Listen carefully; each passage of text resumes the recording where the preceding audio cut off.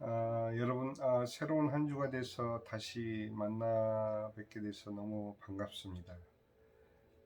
주말은 잘들 지내셨고, 또 오늘 하루, 또 새로운 한 주 첫날 잘 지내셨을 줄 믿습니다.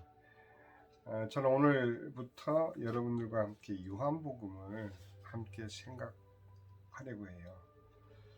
특히 요한복음을 제가 함께 생각하고자 하는 것은 물론 사복음서, 우리가 얘기하는 마태복음, 마가복음, 누가복음, 요한복음, 이 사복음서 중에 요한복음은 굉장히 특이한 그런 복음서이면서 우리에게 예수님께서 하나님이심을 증거하는 그러한 복음서이기 때문에, 사실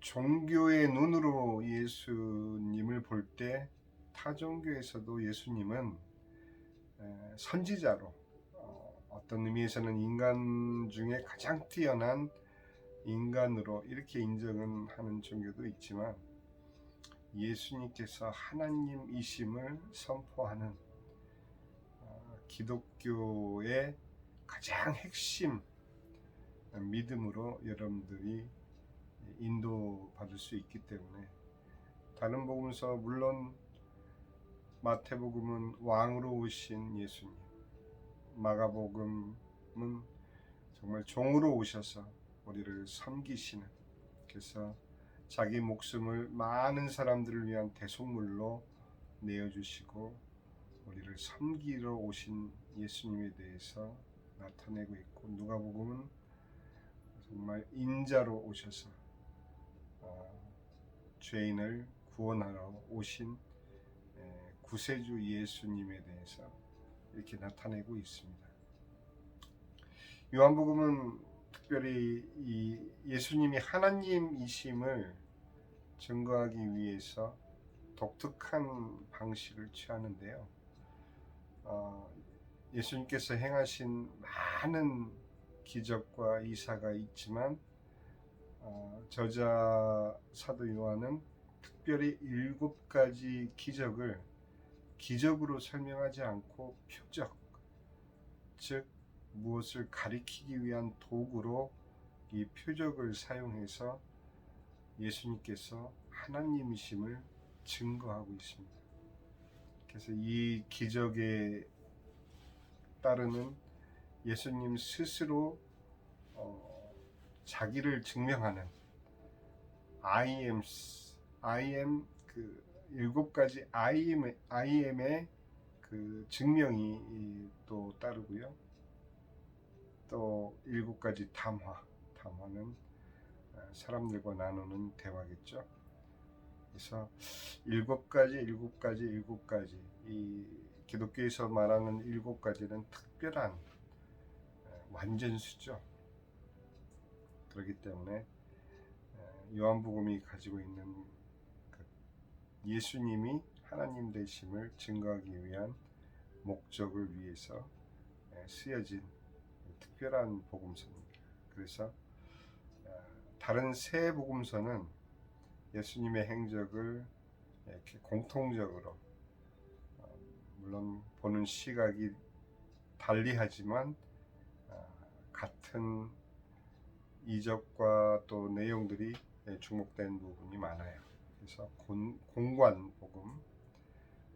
공관복음이라고 이렇게 부르는데, 요한복음만은 제4복음서라고 따로 호칭을 할 정도로 아주 특별한 그런 복음서입니다.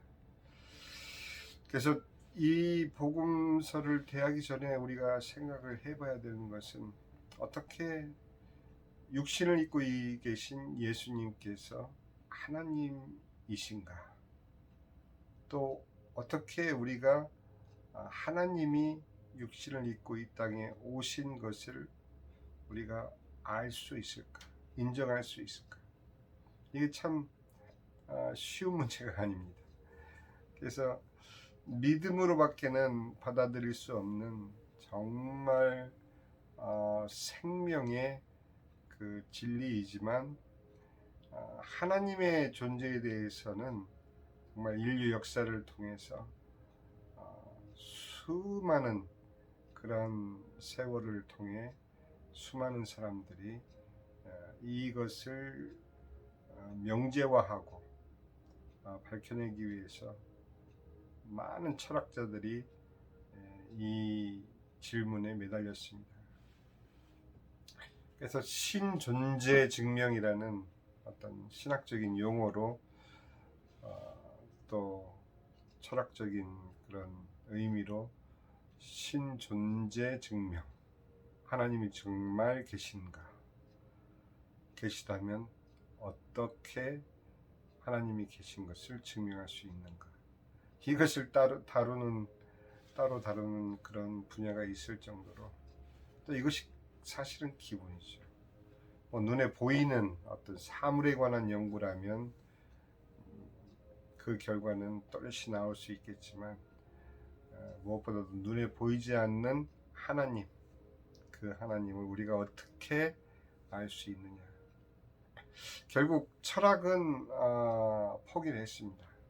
그 임마누엘 칸트는 자신이 순수 이성 비판이라는 저서를 통해서 결국 하나님은 인간의 이성으로서는 하나님을 발견해낼 수가 없다라고 선언을 해버렸습니다. 그 칸트의 그 선언은 어떤 의미에서는 철학적인 선포이죠. 철학으로서는 하나님을 발견할 수 없다라는 포기 선언이죠. 그런데 이 포기 선언 이후 사람들의 지성 속에서 하나님은 더 이상 탐구하는, 또 연구해서 알 수 있는 그런 존재가 아니다라고 스스로 포기하게 되어 버린 것이죠. 그러다 보니 하나님의 존재는 우리가 얘기하는 이상학적인 존재로 우리의 현실과 분리를 해버렸어요. 그래서 사실은 하나님을 찾는 노력이 어떤 의미에서는 종교 안에서만이 이루어지는 그런 연구나 그런 분야로 그렇게 사람들이 아예 제외를 해버린 거죠. 이것이 어떤 의미에서는 예수님께서 이 땅에 오신 하나님이라는 사실이 분명히 요한복음에 기록되어 있지만 이것을 받아들이기에는 일반 사람들에게는 굉장히 어려운 일이죠. 일단은 존재가 증명이 안 되니까, 사람들이 가진 이성으로는.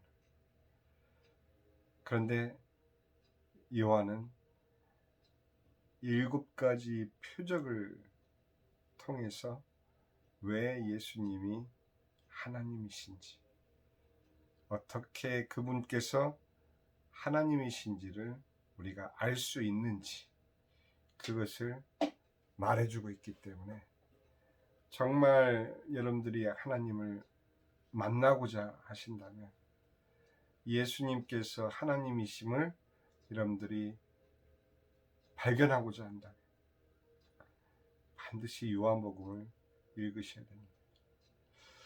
저는 사춘기 때, 고등학교 2학년 때 처음으로 하나님의 존재에 대해서 의문을 갖고 하나님을 불렀습니다. 정말 당신이 계시다면 나를 만나달라고. 그렇게 책상 밑에 기어 들어가서 두 손으로 머리를 쥐어 감싸 안으며 외마디 소리를 질렀던 그런 순간이 처음으로 하나님, 당신께서 계시다면 나를 만나 주십시오. 그렇게 시작이 됐습니다. 하나님은 증명해내시는 분이 아니라 만나셔야 되는 존재입니다. 그것을 요한복음은 사람이 찾아서 증명되는 하나님이 아니라 이 땅에 오셔서 우리를 만나 주신 예수님을 요한복음을 통해서 여러분들이 만나셔야 돼요. 오늘은 이제 서론 부분만 우리가 함께 나누겠지만 이 7가지 표적은 굉장히 그 과학적으로 볼 때는 분명한 메시지를 던지고 있습니다. 첫째는 화학적인 법칙을 초월합니다. 두 번째는 공간의 법칙을 초월합니다. 세 번째는 시간의 법칙을 초월합니다. 네 번째는 질량의 법칙을 초월합니다. 부력의 법칙을 초월하고요. 질병을 초월하고 마지막에는 죽음을 초월하는 이 7가지 표적을 통해서 예수님께서 하나님이심을 우리들에게 말해주고 있습니다. 여러분 이미 예수님을 그리스도로 여러분의 구세주로 마음에 영접하셨으리라 믿지만 아직 예수님을 하나님으로 만나지 못하신 분들이 있으시다면 이제 우리가 함께 여행하는 이 요한복음을 단순히 어떤 설교를 통해서 감동을 받고 그 감동을 통해서 하나님을 느끼고 감지하려는 그런 루트가 아니라 복음서를 통해서 여러분들이 뚜렷이 칸트는 포기했지만 이 복음서를 통해서 여러분들의 이성을 통해서도 예수님께서 하나님이심을 분명히 인지할 수 있고 만날 수 있습니다. 그렇기 때문에 여러분들이 함께 이 복음서, 요한복음서를 잘 따라오시면 정말 여러분들 믿음에 큰 기쁨을 얻게 될 것입니다. 제가 아까 말씀드렸듯이 정말 이 땅에 태어나서 해야 할 일 단 하나만 우리가 꼽는다면 그것은 예수님을 만나는 일입니다. 그래야 됩니다. 종교적인 예수님을 말씀드리는 것이 아닙니다. 기독교의 예수님, 종교로서는 저는 NO.